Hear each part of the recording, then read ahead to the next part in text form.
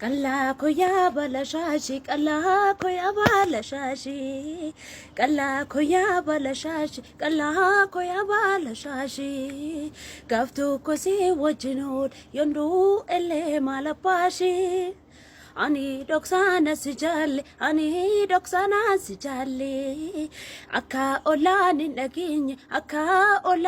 naginye, humtun naginye durani, humtun ulalle ijani, yo jina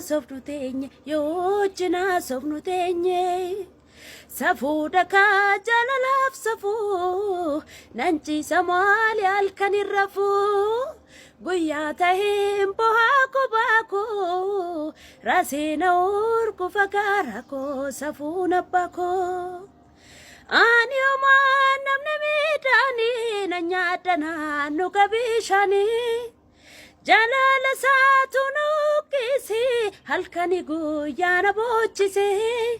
Mboheni miimman kofa jaasa jalaate tan gara ofraasa hirriban qaabal kan irrafu safu jalalaaf safu suma hawi kona suma hawi kona suma lubunti anan jette siduma namfisifne kan birani nama magal kalame komme ajaba kana kage suma targama kana kage suma targama.